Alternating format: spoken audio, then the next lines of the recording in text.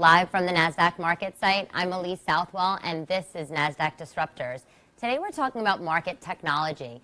As a consumer, we give up a lot of our data from every app we go to, every website, any digital interface we touch, we're passing data. And it allows marketers this data to better target us for better experiences. The idea is, right, like more data, custom experiences, better targeting equals happy customer, right? So today we're here with the mParticle CEO, Michael Katz, to talk to us about this idea of connecting the data dots. Thanks, Michael, for being here. Thanks for having me. What is mParticle?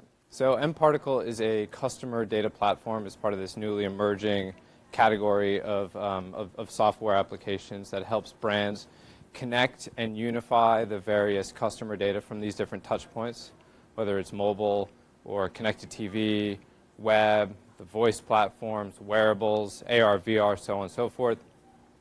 Ingest it all, create a unified view of the customer, and then make it really easy to connect that data into all the different systems that that company may use to ultimately drive growth. Marketing, analytics, advertising, attribution, their data warehouse, their customer success tools. So it spans marketing tech, ad tech, sales tech, so on and so forth.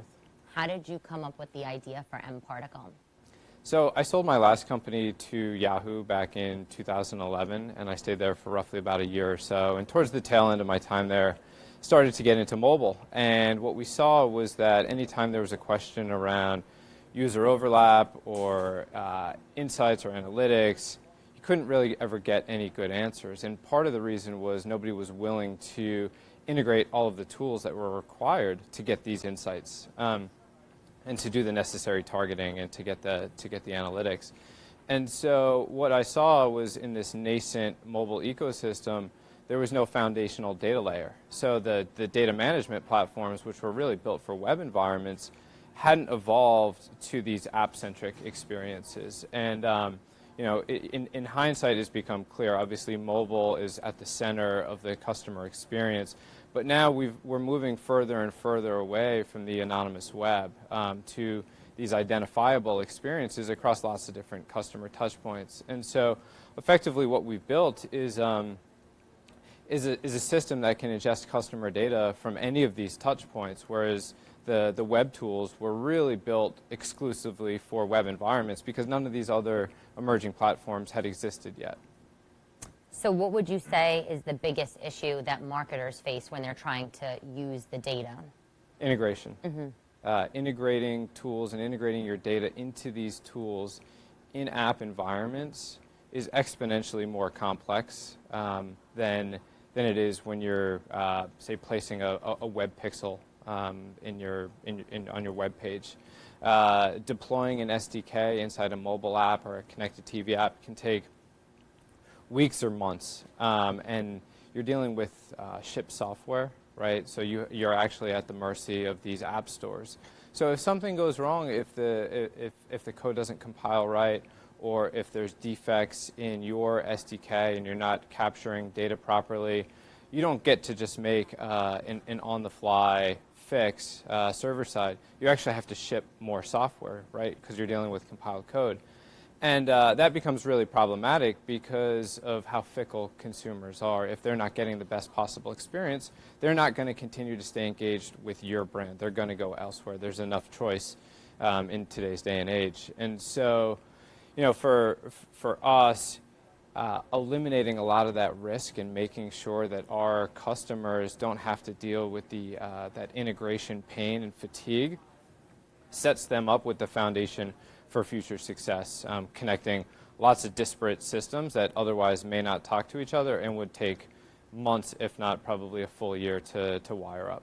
Don't you think it's wild, though? It's 2017. Don't you think that marketers would have been able to figure this out, or there would have been other companies been able to do this? It's tough to say like what other people can or should or would do. For us, we look at it like it's our opportunity. The tools that were built in the web era were never built with a distributed, multi-platform, multi-consumer touchpoint system in place, right? For the first, call it 15 years of mainstream web usage, or like the digital experience was kind of single-threaded, right? You either went to the website or you didn't, right? There wasn't really mobile. There wasn't connected TVs, or maybe there was, but people weren't necessarily using it. There certainly weren't the voice platforms. So these systems were just never built for today's realities in mind. How are marketers using, how is mParticle using data differently than more traditional companies? Well, the traditional companies that I'm thinking of are some of the big marketing cloud guys. So Adobe, Oracle, Salesforce. I wouldn't say that necessarily we're doing it different, but I would say that we were built for this multi-screen, multi-device world that we as consumers constantly live in. Whereas a lot of the stacks that they've built and bought and they have brought to market weren't ever designed or built for that type of setup. So unifying data across all these different consumer touch points, I think, is really the first thing, and then taking more of an open ecosystem approach, right? So a lot of the big marketing cloud guys want you to get you into their systems and then use their vertically integrated stacks. For us, we're very agnostic. If you want to use Adobe side by side with Oracle, alongside with Google Analytics or Amplitude or AppBoy or whatever it may be, you can do that all through mParticle. So very agnostic. Let's talk about data risks and privacy. These are really hot topics. Yeah. How is this all working? I mean, it sounds to me, just hearing this as a consumer, it sounds almost scary. Like all of these connected all these screens that I visit, all these connected devices, even in the privacy of my own home, to know that a marketer could be aggregating all of this information and then targeting me. What's the issue with privacy and data? So the flip side of privacy and data and security is personalization, right? And I think us as consumers expect that if we're interacting or engaging with a brand on one screen or one device, that it kind of seamlessly picks up and carries on when we engage with them across like the next device, right? Because if it's not, and if it's not creating these intelligent experiences, we're like, well, what's going on here? Like, they don't know me. Yeah, exactly. They don't know me. Yeah. I already purchased this jacket or this red dress or whatever it was. Like, stop marketing to me, or stop recommending that I should buy this, right? So there's a fine line and there's a trade-off. But from a security standpoint, we do everything that we can to ensure that data is encrypted along the entire journey. So from the time it's captured when it's captured to being transmitted to the mParticle system, to then being connected to lots of different systems like Facebook or Snapchat or wherever else, it's encrypted along the entire journey. And then also providing our customers with the privacy controls so that if they have customers that want to opt out or express their right to be forgotten, which is increasingly becoming really important, especially with GDPR not too far off, the ability to purge information on a per user basis, or to basically turn off certain identities from being connected to all the different touch points. Interesting. What do you think about the future of consumer marketing in the next 5 to 10 years? Is it 5 to 10 years, or is it like at 5 years it might be this, and then at 10 years we're going to be headed there? It's so tough to say if it's 5 or if it's 10. I'd make 2 points. I think the experiences within each of the individual platforms will continue to improve, right? So you kind of have the macro, and then you have the micro being the individual platforms. And so I think what people have kind of quickly realized is that what has worked in web doesn't necessarily work in mobile, right? And what works in mobile may not work for connected TVs, right? So you have this, I'm just going to carry the legacy approach forward to the new screen or the new medium and see kind of what happens, and then you find this center of gravity and you get to like a new equilibrium point within a few years.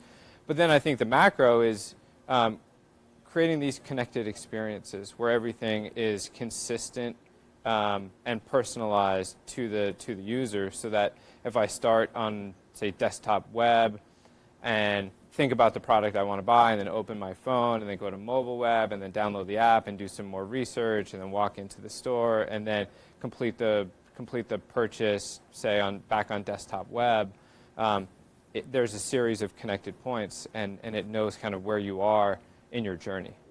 Yeah, I mean, it's funny. It's like a product-centric, customer-centric, and then almost customer-centric to customer experience. That's right. Yeah.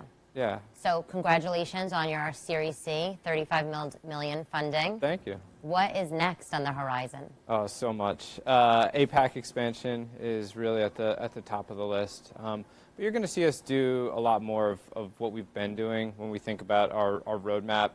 We think about the value that we provide in kind of 3 stages. There's collect, control, and connect. And so the collection piece is providing support for all of these new and emerging platforms. Like, we already support mobile and connected TV, but rolling out support for voice platforms and AR and VR, and anywhere where there's rich customer data created and needs to be collected. The control piece is really about providing our customers with the right tools and the tooling in order to extract more value out of their data. So that really starts with our investment in the controls around privacy and security, stuff that we had just talked about, but then also data enrichment, segmentation, transformation, a lot of the stuff that some of our more sophisticated customers use. And then the connection piece, so connecting it into the ecosystem of marketing and analytics tools that people use to drive growth. Very cool. Yeah. Nasdaq's mission is entrepreneurship, ambition, innovation. What advice do you have for all the entrepreneurs that are watching? Yeah, so a couple things. Never stop. Just be relentless, resilient. We had our struggles in the early days of mParticle, where we weren't sure if things were going to work out, and it would have been very easy for us to pack up shop and say, you know what, this is really hard. This is too hard. We fought through it. We let the market catch up to our vision, and here we are today, right? I think the other thing is, don't. There's a lot of armchair quarterbacking. There's a lot of narrative bias in terms of like entrepreneur stories. Like, don't try to fit somebody else's mold. Like, do it your way. Because I think the best entrepreneurs all have one thing in common, which is, they're crazy enough to take the risks that everybody else thought were stupid.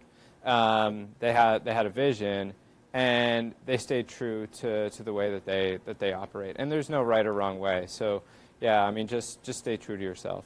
That's so Nasdaq. We love that. Yeah. Great. Thank you, Michael, so much for being here. And thank you all for watching. I'm Elise Southwell, and this is Nasdaq Disruptors. Thank you. Thank you, yeah. Yeah, you did great. So.